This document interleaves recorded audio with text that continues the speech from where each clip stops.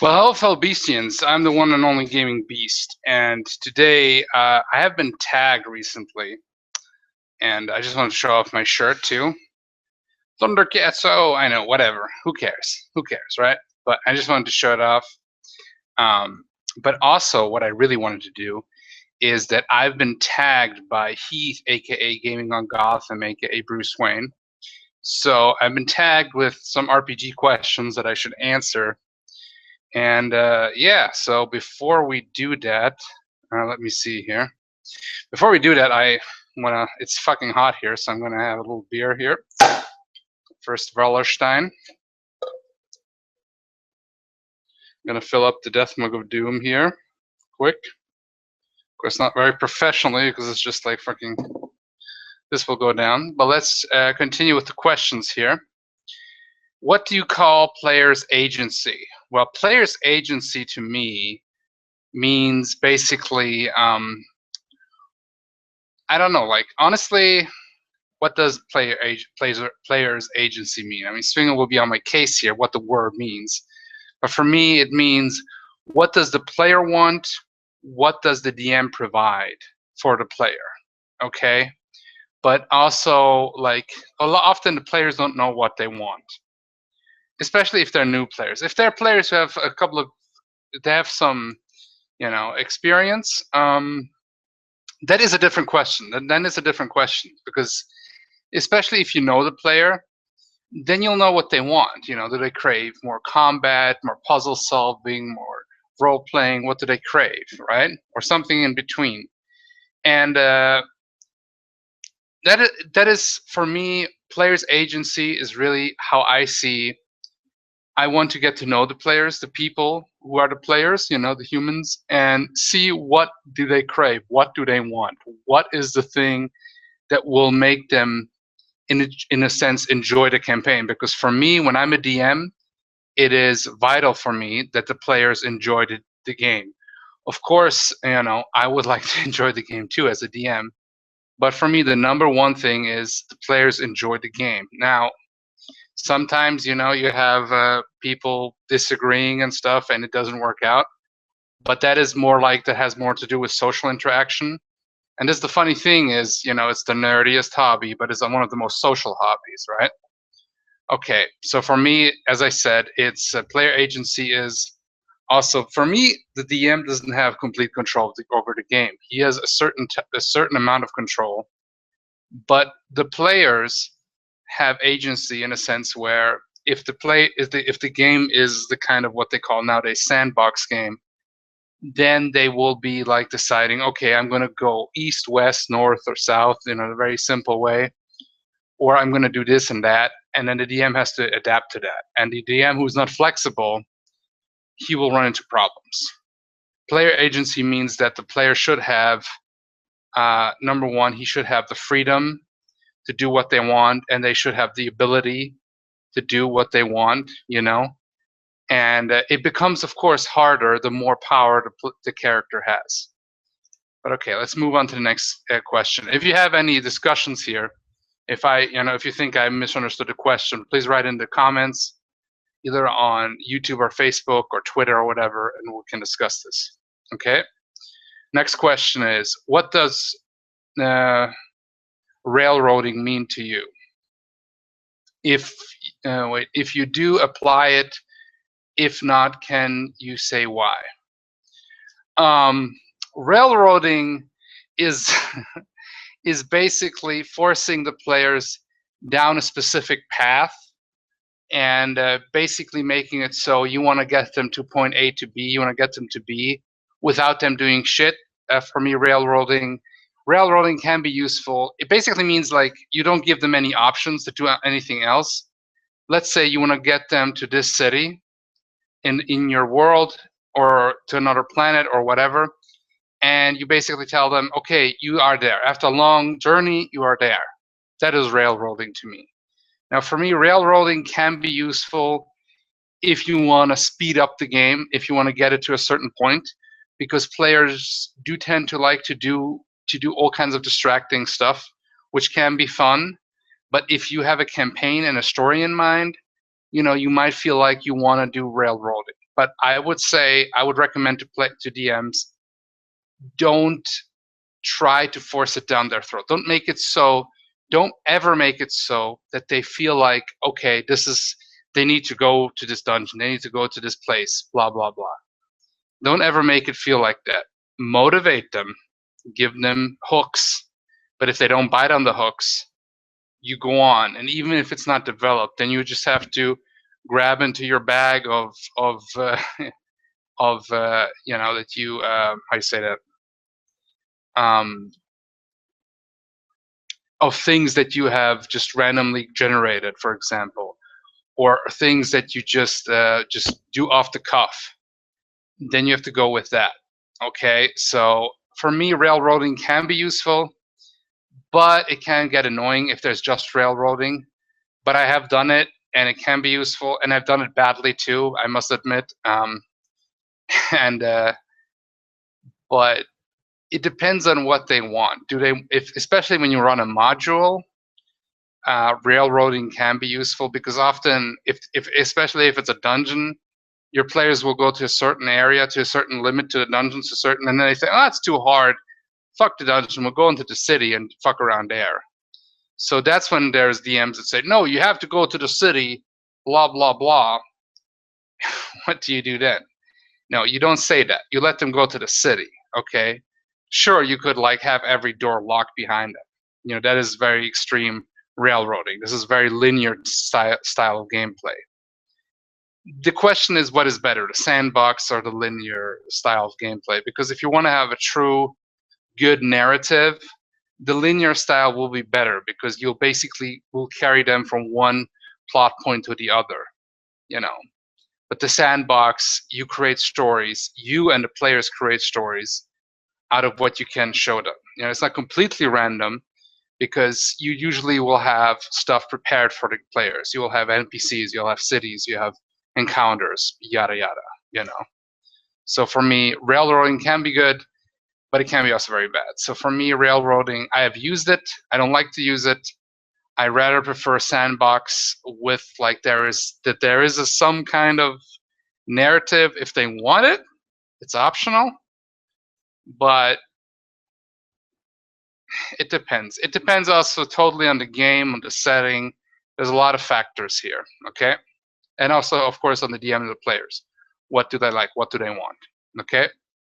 So next question. Question number 3. How does it feel? How does it feel like for you when you have had a bad session? A bad session. Okay, let me fill up the mug here for that. A bad session. Well, if I'm the DM and I had a bad session, you know, messed up there. Too much foam. If I'm the DM and had a bad session, I mean, that is something that where I feel that I fucked up. You know, I have not done well. You know, I've tried my best and I failed. Like I had sessions where I ran the game, and one of the players, that was a GURPS game, they looked at the magical items book, and they wanted me to that I, because they didn't have any magical ability, but there was a item, a throne where they could sit on and gain magical ability, that they could use magical spells, arcane spells. And I yelled at him literally that he should not be reading this book, and that was a bad mistake of me. But this was very long ago. You know what? It was my fault, because I should have been very clear what books they can read and cannot read. You know, especially with GURPS, that's very important, because there's so many options, and there's so many ways to break the game in a sense of you know, balance and such. Now, bad session for me, a bad session is when the players argue, when the game, there's a game, and there's for example one player who power games in like a bad way. I'm not against a game where players play powerful characters and min-max. I mean, I have run a lot of superhero games, but I'm talking more about if if literally a player says, okay, I do this attack or this ability or this thing, and I have to open up the rule book, it breaks up the flow, the gaming flow. What is it? Robin Law's book of good gaming. He had Robin Laws made a book, wrote a book. There's many books about good role playing, DMing, but that was a book that I found very useful. And he talked about game flow. That the most important thing in a game is the game flow. That you want to keep the game flow going. And one of the worst things that can happen to game flow is rules lawyering, and it breaks up the game flow. But the problem is, as a DM, you gotta be sometimes the rules lawyer. Hell, you gotta be often the rules lawyer, because you'll have players that will do something. They will do some kind of broken ass character, and you feel like that. Is he doing the right thing? Is he cheating his way through the game? Because if you don't look at that, you let him get away with this, then anybody can get away with anything. That's the problem. So I'm forced to open up the book and check for the rules, and that breaks the game flow. Also, one of the worst thing is, like, for example, if some of the players have issues with each other, and then they bring it out in the game, they meta game, and or they want to. This is something I haven't really experienced in a negative way, but no, that's not true. I have experienced that when players flirt, when at least one player flirts with the other player, usually a male with a female. And I've seen that, and it's pretty sad, and that breaks up the game flow. And there is a lot of things here. Basically, what I'm saying, a bad session is where the game flow has been interrupted to a point where it's not fun anymore.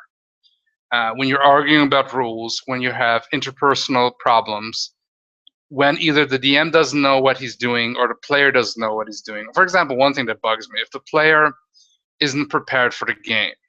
When I'm prepared for the game, I will be prepared. I will admit that I've ran games, especially in my early DMing days, where I wasn't completely prepared or I didn't know exactly what I was doing. But after a while, you gain experience, you gain confidence. I mean, not every session is going to be great, but one thing that bugged me is when the player wasn't prepared. That shows me a kind of a disrespect to the DM.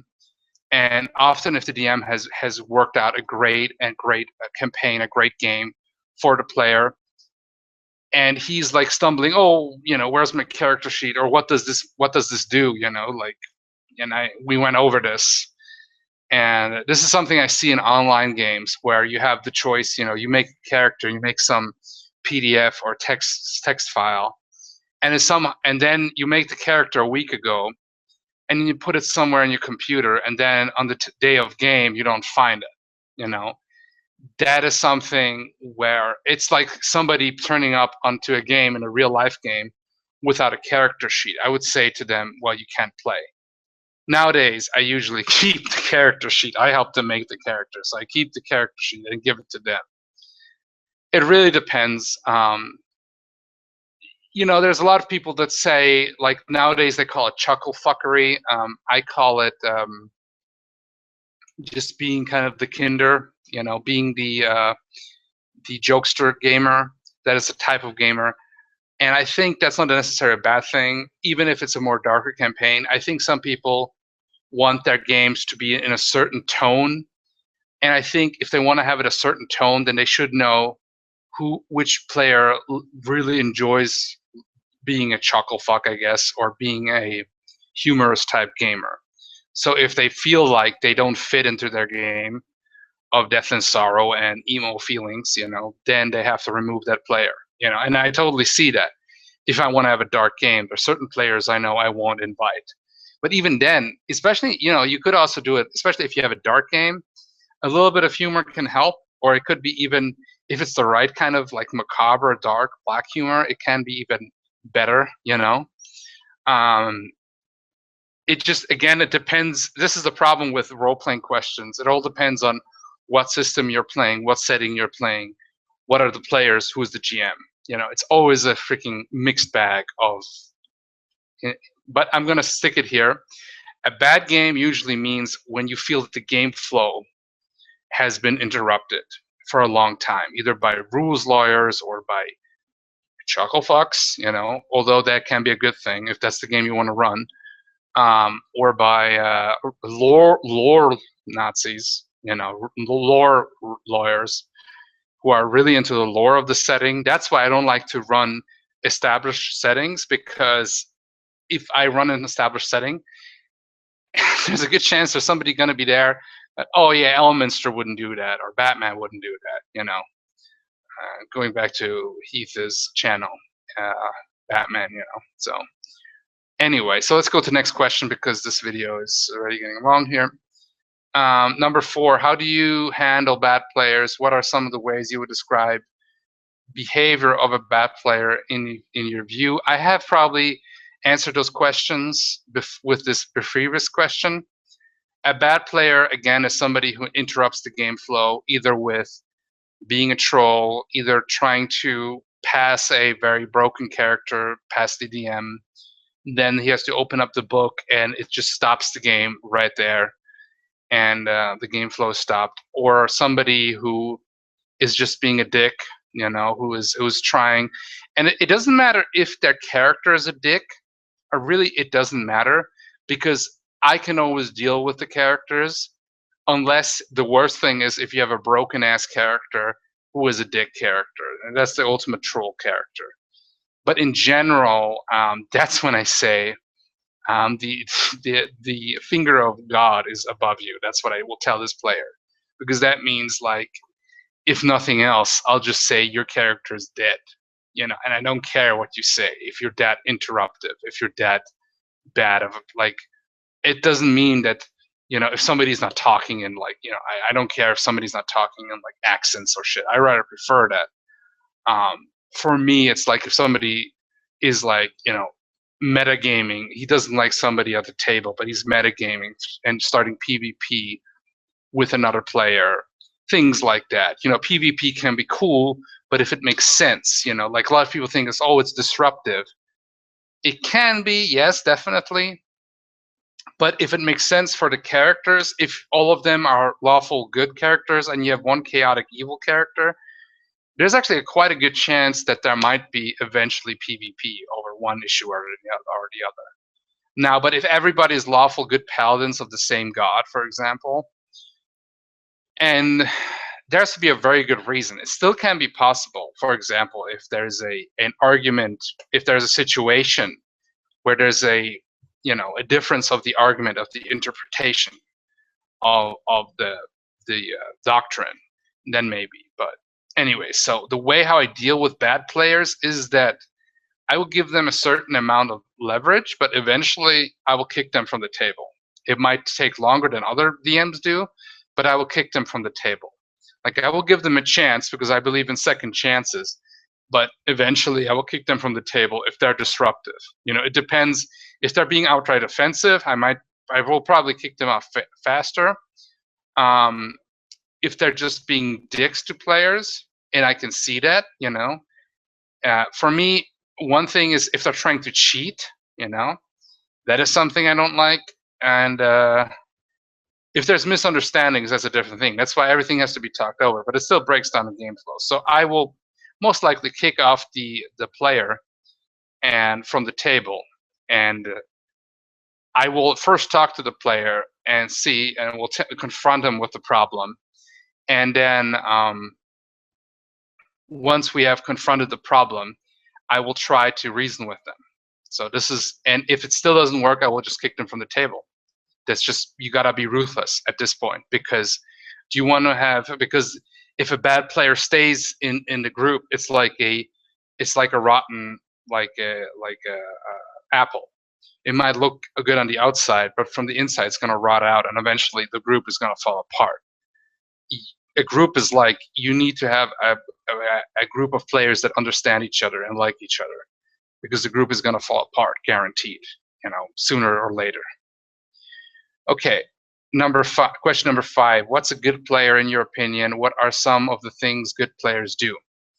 Now, okay, there's many types of good players, okay? Like I was just telling about bad players. Good players for me are players that make up a character, for example, and they make a specific origin and a history for the players, and they follow that origin. It doesn't have to be complex. It can be very simple, you know. I believe also in the simplicity of settings and backgrounds in role-playing games, because there has been a trend for very long that role-playing characters have to be these very complex emo characters that have been like, you know, tortured souls and everything. If you can play that, if you can bring that and it's good, then it's really good. But often than not, it just feels like the anime character number 2065. Okay. If you can, you know, I would rather recommend for a lot of players, bring me a simpler concept and make that work. And unless if you're trying a complex concept, I'm open for that. But if you're not able to play it, you know, it's not going to be, you know, not going to be as good, I think, you know. But that's, for me, as long as you're having fun, it's a good time. More often than not, people will write up elaborate backstories, and then once they're on the table, you know, they don't know what to do. They just play any generic character I've seen. So what's the point of the elaborate backstory?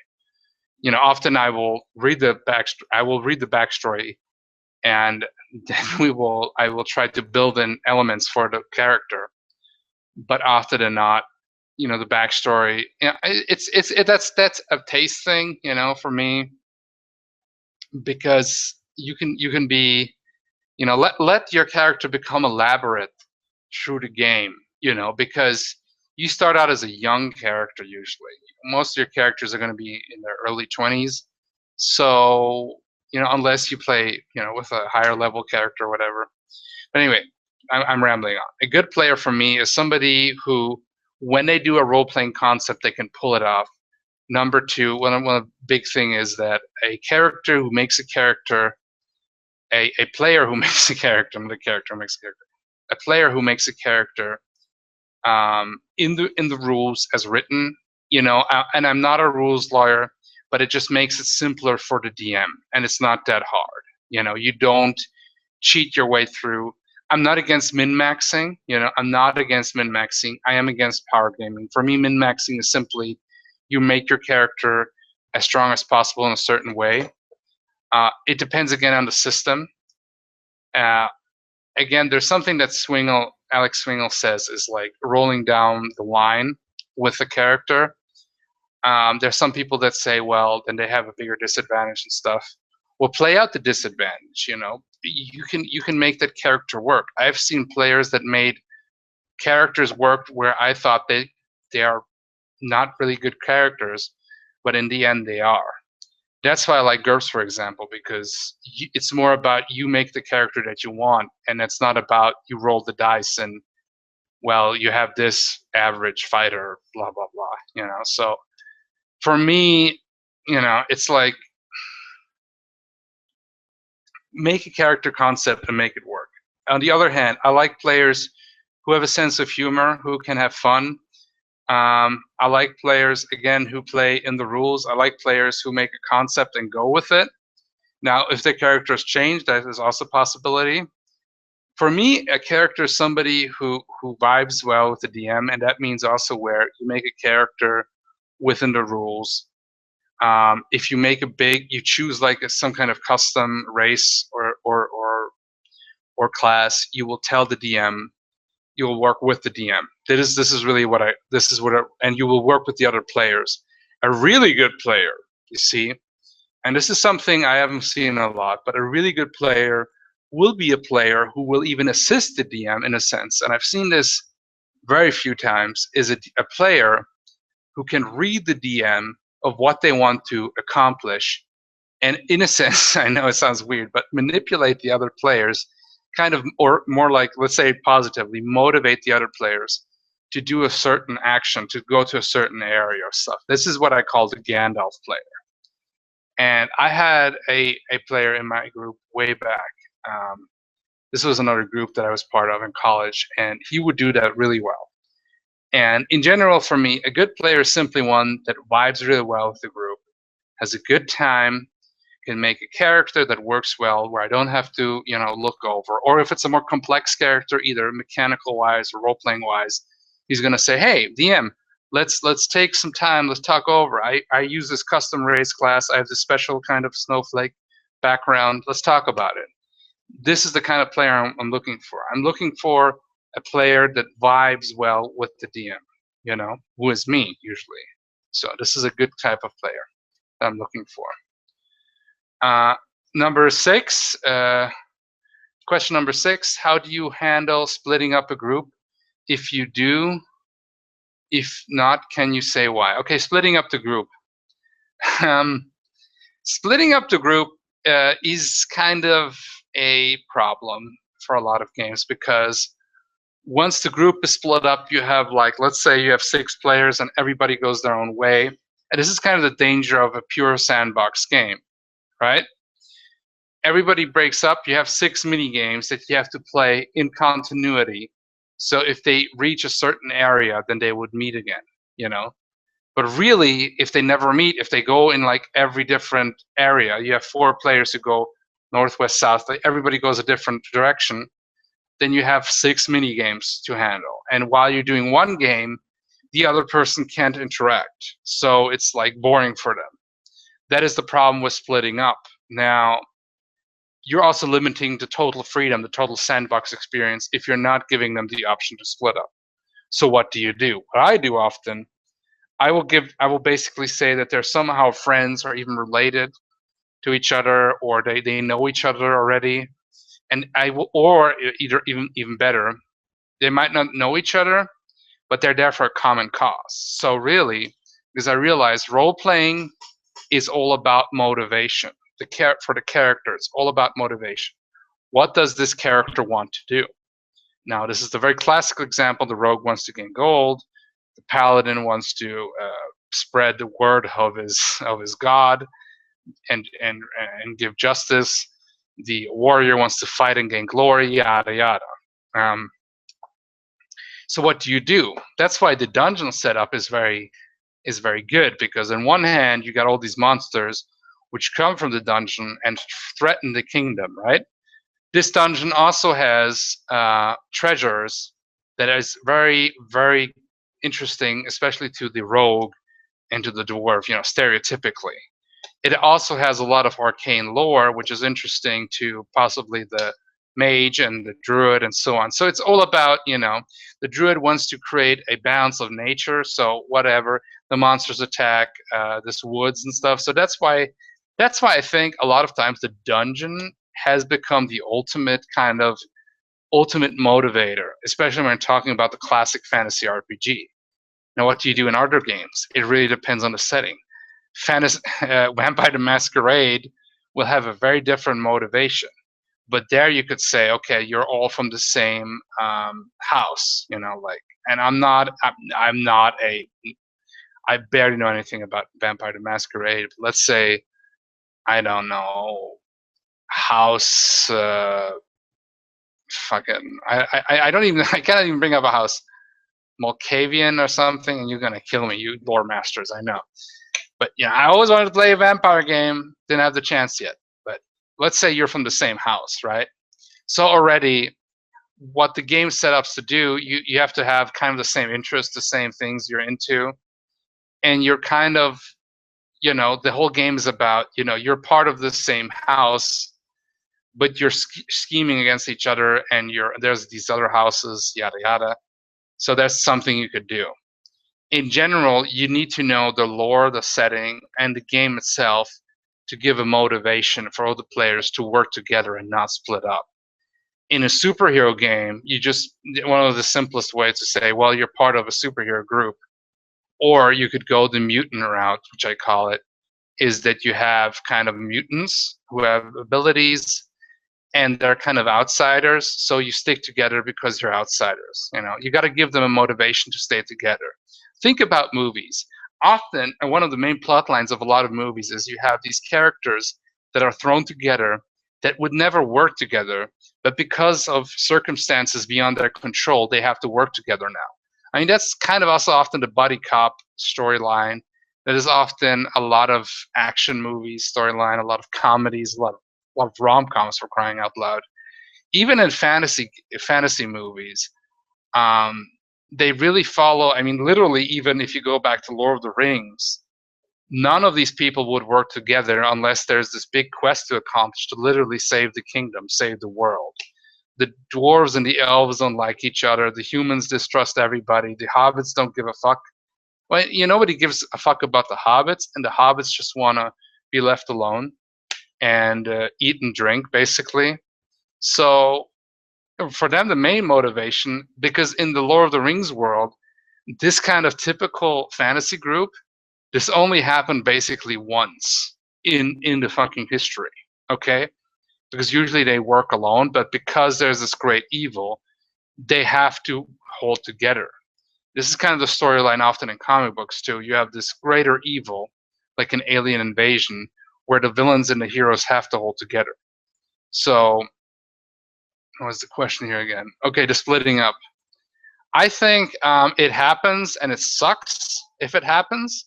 But if you motivate the players right, and you give them a good backstory, you help them together, that they will stay together. There's little things you can do, but you don't want to force it down. You don't want to make it so that it feels forced, where you're like, okay, oh, you go away from the party, but suddenly there's a band of orcs who hunts you back, and you're gonna run back.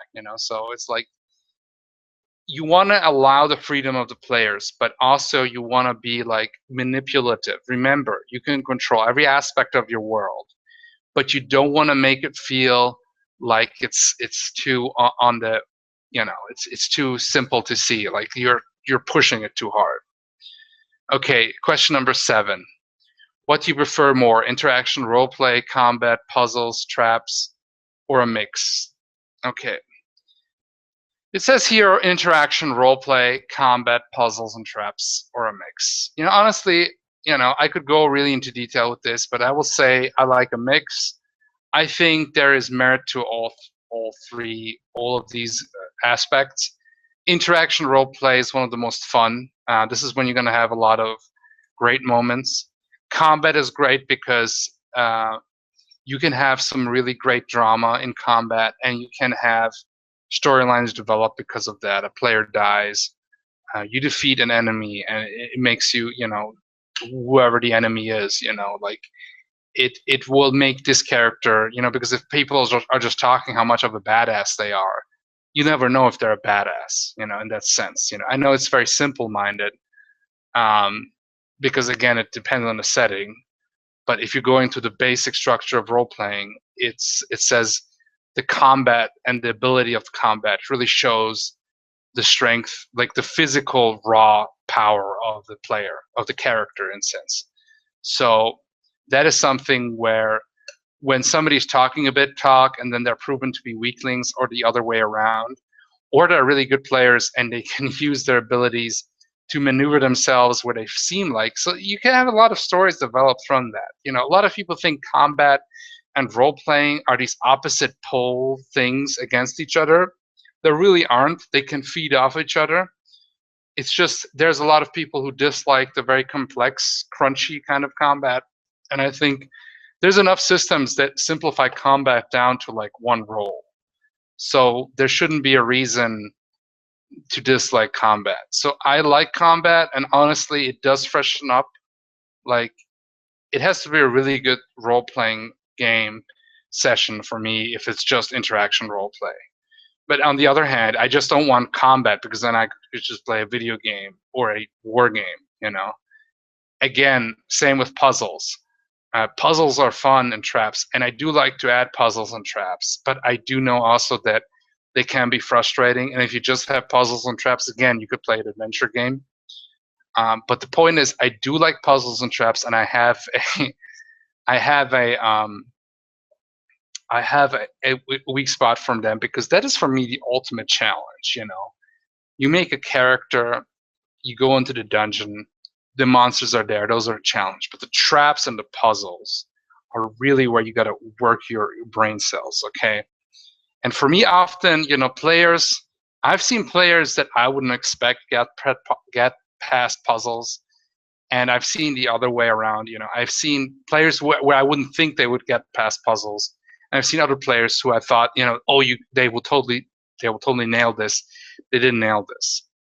So it can be a frustrating experience, but I think for me, I like to give my players a challenge, especially specific players. If I know, yeah, this person, they've played enough role playing games. I'm not because a lot of people like to sugarcoat role playing games where it's this great experience where we're gonna talk in accents and act out and stuff.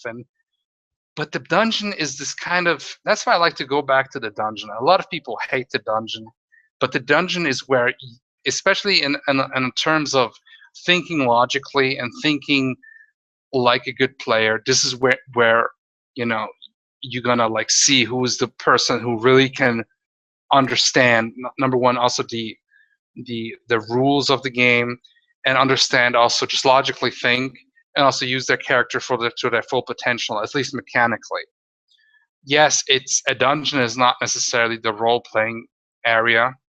So for gamers, so if somebody's really into storytelling or role playing, the dungeon kind of game is not for them, and that's fine. I like to play all kinds of games, but for me, I sometimes I mean, I like to give players a challenge. I like to give the challenge that it's, yes, there's a good chance they will die, but if they do well, and if they think, and if they made the character properly, then they can get through. But if I would do it nowadays, I would usually announce it before. Okay, this is going to be a game. We're going to go into the dungeon. It's going to be classic, kind of very deadly dungeon. This is how we're going to do it. If it's a normal role playing game, with role playing, actual role playing, but there's a lot of funny role playing even in the dungeon style that happens. So don't let anybody fool you that doesn't happen. So for me, honestly, I like a mix. And sometimes I just want to go into a game and just kill some shit. And sometimes I just want to have really good role playing experience. And sometimes I just want to think my way through a dungeon. And because all three have their merits. Like, I know I can't really choose one over the other. I really can't. And I'm not even going to try. So let's go to question number 8. Do you tinker with the rule set you use, or use it as written would as you would uh, you please explain why? Okay. um do I use the rule set as written, or do I modify it? Honestly, this is kind of always these black and white questions where there's never a third option or something, because for me, if the system is good enough, if the system is a good system, I will always try to go with the system rules as written at the beginning, because then I can find out what is the problems with the system. I myself am working on a system. It's actually a fighter, and it's a simple rule system, but still, there's a lot of tweaking to be done for me, because I see there's still problems with the system, and they're probably gonna be for a while. But when I play a system, especially if I bought it, I will try to run it as close as rules is written as I can. But the truth is that, yes, you will modify, and this is what I call house rules. And almost every group has house rules. Like, for example, um, I don't know, 4th edition, you don't have that many healing surges, yada yada, or stuff like that. And or like rifts, there's no mega damage weaponry. Everything is SCC, or stuff like that. So for me, having house rules is a natural thing, and I never seen a group that didn't have any house rules. The problem for players is that if they completely want to go with rules as written with the system, if the system is good, then usually it will go well.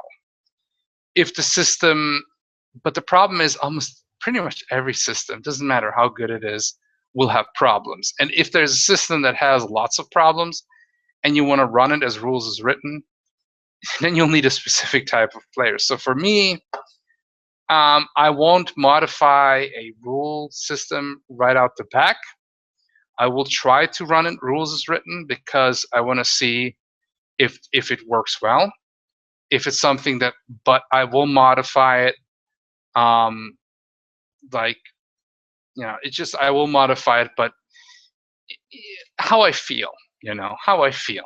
It's not like how it's not something that I take lightly, in a sense, because for me, if a system, I really need to modify a system that strongly, then it's kind of almost pointless to run the system. It depends, though. it's not an easy question, and I would probably even say something else because it's something I still struggle with.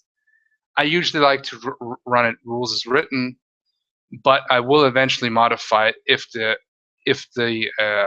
if it sucks, basically. If there's something that I just think sucks, like pretty much anybody, I think a lot of people would say. Okay, next question. Do you mind running NPCs with a group of player characters? Okay, I'm guessing this is a little bit of question that is written in a way where running NPCs with a group of player characters. Okay, I think they're basically saying the player that the GM is playing in the group. Now, if they are an actual NPC, I don't see a problem with that. But you got to play it as an NPC. You cannot play it as a, oh, this is my super cool character, but I'm the DM. Because you can never be a player when you are the DM. Because that is the biggest god modding power gaming bullshit. And I've seen people do that, and it's not cool. Especially forum RPGs are the worst offenders. But yeah, tabletop RPGs, I've seen players, DMs do that, and I never do that. If I play an NPC, he's an NPC, and you got to play him as an NPC. You cannot play him as your Mary Sue character. That is bullshit. That is all I'm going to say about that. There has to also be a good reason why the NPC is following the players around. I have, an NPC, and why is he there? That is the question.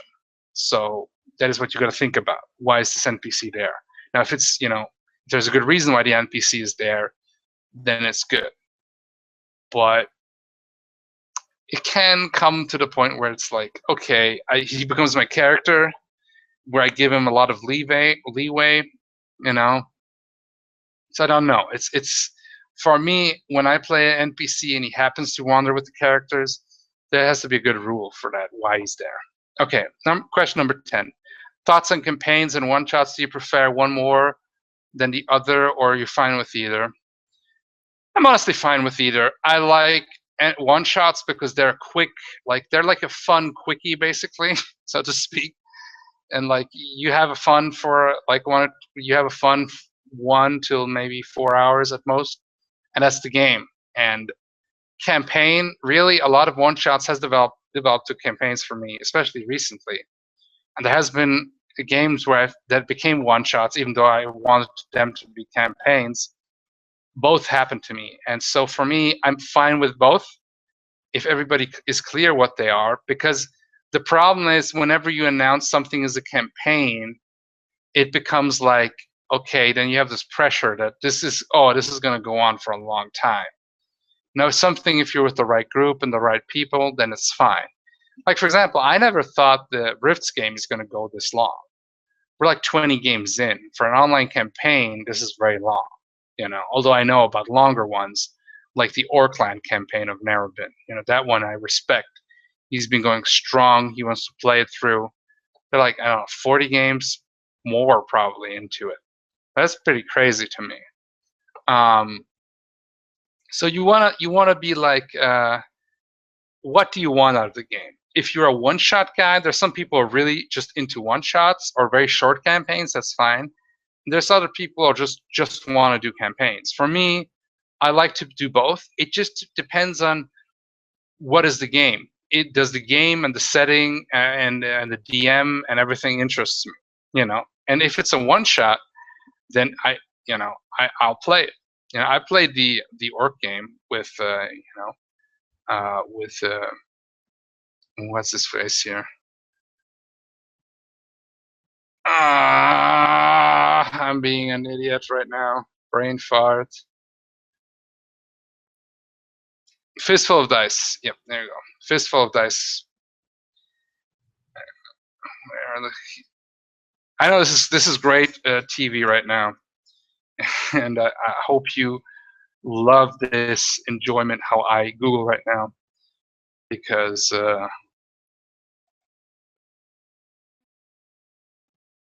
a second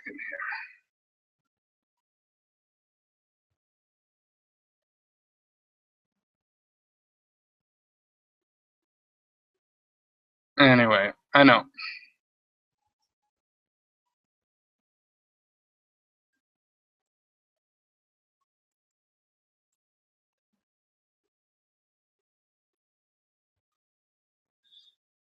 Okay, 1 second, guys. I know this is really good TV, and I'm sure you're enjoying this immensely. But I'm just gonna check this quickly because I hate myself that it just doesn't come to mind right now. And but I will figure it out in 1, 2. Mad Click. Jesus Christ! How the freak did I not think about Mad Click? Mad Click. I'm so sorry if you're watching this. You know, maybe not. I don't know. Mad Click. Anyway, let's go to the next question. I know. Um, one shots. Oh, let's go back to this. One shots and campaigns are both good. I like them both.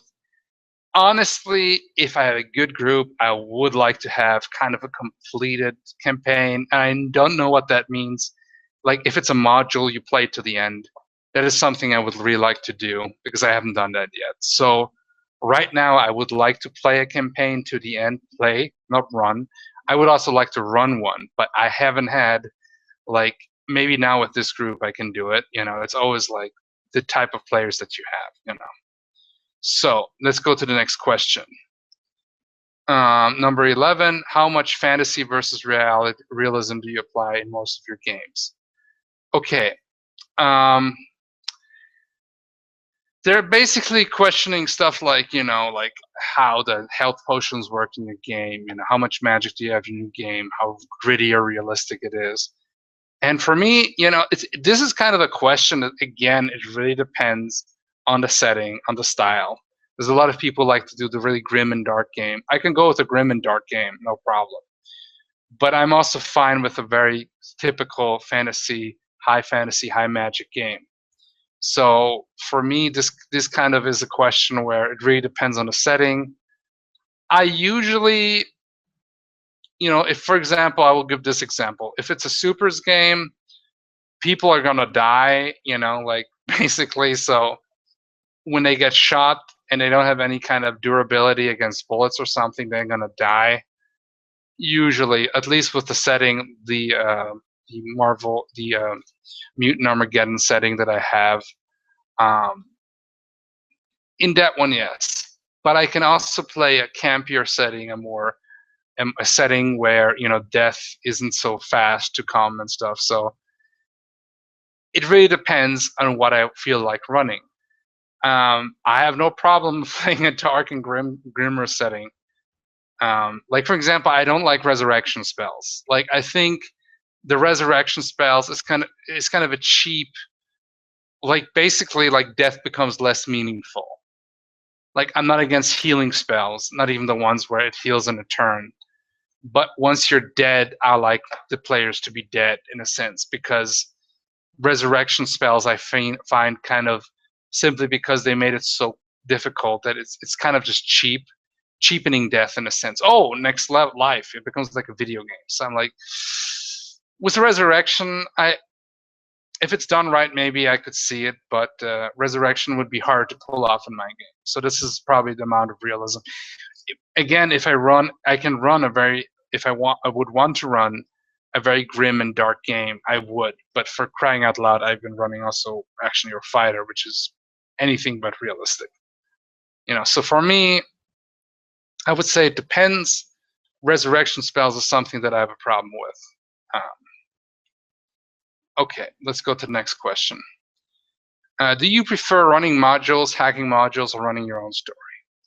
Running my own story. I have run modules. I have uh, games which are recorded, which are where I ran the module, but it's not that I didn't run the module strictly. It's often the players would want to do something else and they just left the dungeon because I just decided to go with simple dungeon crawls, but there were good dungeon crawls, but they decided to do something else and then or they went into a dungeon and they decided they had the idea to flood the dungeon, so they went to the other city, but then they got distracted and they did other stuff. So this is what happened.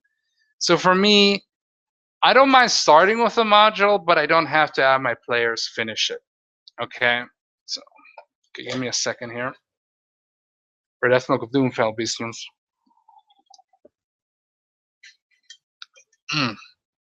Some good stuff here. Okay. Next question.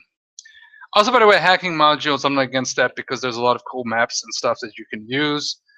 Um, Running your own story and your own setting is always good because you always have the freedom and players won't know what to expect. And that's what I like too. On the other hand, I'm not against running modules because there's some really good modules out there and people have put a lot of time and effort into it. Modulating, you should think about modulating it, but if you feel like it's a good game, it's a good setting, it's a good module, why not run it off the cuff? I'll tell you right away, running a module is not a bad thing because it takes also a lot of the work off your shoulders as a DM. And I know this is blasphemous. The DM should be this creativity fountain, but sometimes you just feel, oh, this is a generic fantasy module. I can plop this into my setting easily. At most I need to change some names, but go ahead. But don't feel ever slave to the module either. That's what I feel like.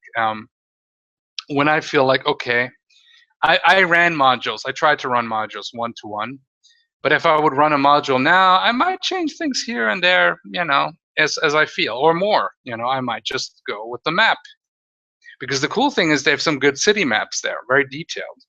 And often it's funny because it kind of happens by itself because the players, they go into the dungeon, they come out, and they're like, this is too difficult. Let's fuck around in the inn. Oh, there's some stats for some NPCs. Let's have some fun. There you go. Anyway, let's go to the next question. What gaming system has gotten you the best results? Tell us about it. I love those these black and white questions because there's not one gaming system that I would say has given the best results. I will say I had the most fun with GURPS and FaceRip. Okay, I like GURPS and FaceRip. FaceRip I like for superhero stuff, but you can apply it for a lot of other settings too. And it's very simple to run. It worked really well. It was fun. GURPS was good because you could make really any character you wanted, so it was very like the players could get their character done to their degree of role playing that they wanted. So you could run GURPS actually very hack and slashy if you wanted to, and which we have too. And I've also ran it very role playing focused. So both is possible. I also like D&D 5th edition. I haven't even run it yet, but just from the ways I've played it and comparing it to 3.5, I do like 3.5.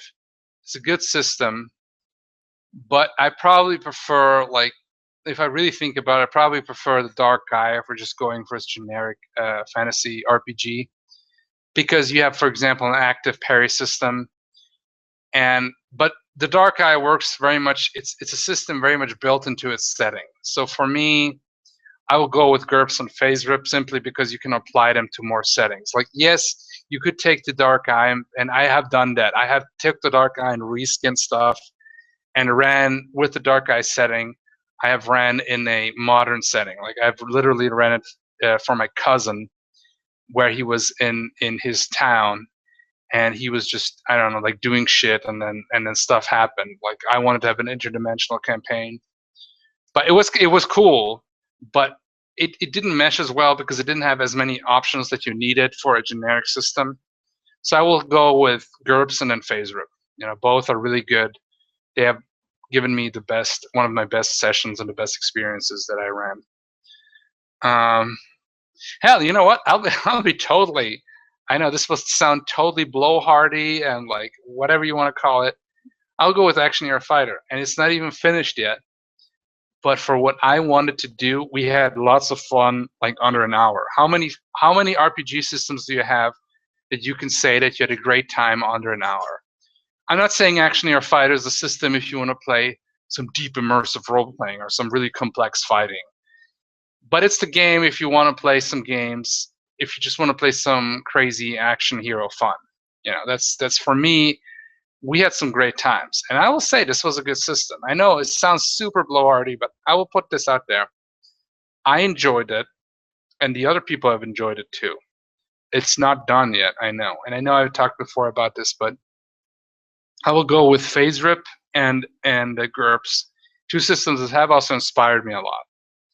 And if action hero fighter can be anything as cool as those at one of these points, then I'm going to be so proud and happy of this. And I'm not saying that they will be. And again, it's a total subjective answer. This has nothing to do with objectivity. Okay, so what method has gotten you the best results? Tell us about it.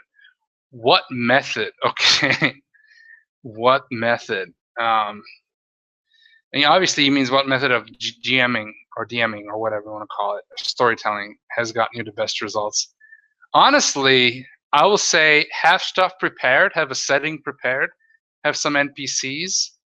If you really want, have a storyline, but just plop your players right in there, give them maybe some common ground so they don't split up right away, and go with it. Go with it and be prepared for anything. If necessary, have a random generator next to you.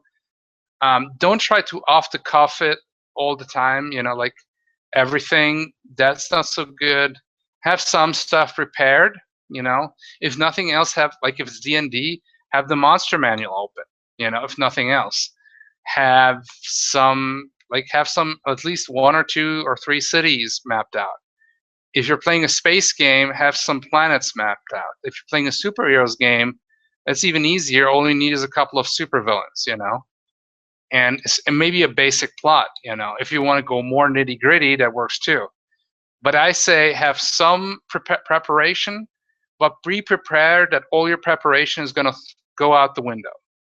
Be prepared that you'll have to basically wing it from A to B, because your players will decide, I will go, instead of preparing for the next adventure, or instead of going and doing what my DM wants, I will go and buy a novel in this mall.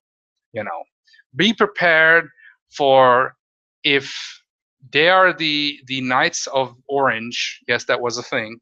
The Knights of the Orange, that was a thing I've experienced. And don't try to have them see visions of the orange if they go to this cave. I did try that, sadly. It was pathetic, and that didn't work. Yes, I have done some pretty bad DMing decisions, but I learned from them, hopefully. Okay, so for me, the method is have some stuff prepared, but be prepared to wing it. That's what I'm saying. So it's kind of a middle of the road on the fence answer, because I know there's players DMs who like to have everything prepared. I know there's people like, I'm just gonna wing it. I'm an artiste. I'm like, this is a postmodern piece of art that I'm presenting. I'm like, no. And it's just my humble opinion, but no, chill out. Either way, have some stuff prepared. Be prepared that all your stuff is going to be thrown out the window. And usually what turns out to be, some of your stuff that you prepared is going to be used, and some of it you're going to wing. That's just what I felt. Okay. So this has been a long, okay. Here's question number 15. What got you into running these kind of games? These kind of games, I love the question too. What kind of games? I mean, I like role-playing. I want to do more kinds of role-playing. I want to roll all kinds of games. I want to role-play. I want to play games. I want to play characters, all kinds of games. What has gotten into me? What has gotten into it? It's like I like imagining stuff. I like to play games where I can imagine stuff and these worlds become real in our collective mind, so to speak. And that sounds kind of crazy, but I like to have this moment where you're sitting at the table and you can you can see the stuff in a sense happening, not like where you're a crazy person where you think this is happening, but you can imagine it. This is when you were kids. When I was a kid and I would imagine something, like whatever it would be, like I was He-Man, Venom, or I was a freaking animal or something when I was really young, or whatever, or Conan. And outside in the woods, right? And I'm fighting, even alone. There was the trees, and there was these great. For me, they were great monsters, and I had to fight them for whatever reason. And this is the thing, is that for us, this is the power of imagination. and it's combined with the fun of tabletop gameplay. It's all combined in a big, and also the fun of acting. It's all combined into one big kind of weird hodgepodge of things. Like role playing is a very undefined, very weird hobby. That's why it's still niche. Chepe, I'm looking at you, and if you are looking this and you said this, then say Ghibli Goop, Ghibli Goop. Only Chepe, and I know he's seen the video. But anyway, so yeah, this is basically, I enjoy it. I fucking enjoy it. I mean, who doesn't enjoy the idea of being multiple characters in these fantastic, impossible worlds? Like, or not so impossible worlds. Maybe you want to play a game that is very close to Earth. It's like, this is the great thing. There's all these options. So I simply like playing these games. I don't have a better answer. I like playing these games. I like role playing. Okay, so now we're going to go to question 16. Who are you tagging? Right away, I'm tagging Alex Swingle, Mom's Basement, the Hollow Wanderer, Paul, Juve, aka Rex Apocalypse, Tanju Mitchell, aka Mitchell, Fox Winter of 7 Realm Productions, Francois from the JDR D30, of course, the Narrow Bin, Tim Harper from aka Samwise RPG. These are my nominations, and I've been talking for a lot, so for the Death Monk of Doom, fellow Beastians and fellow role-playing enthusiasts, may you have good role-playing experiences. For Doom!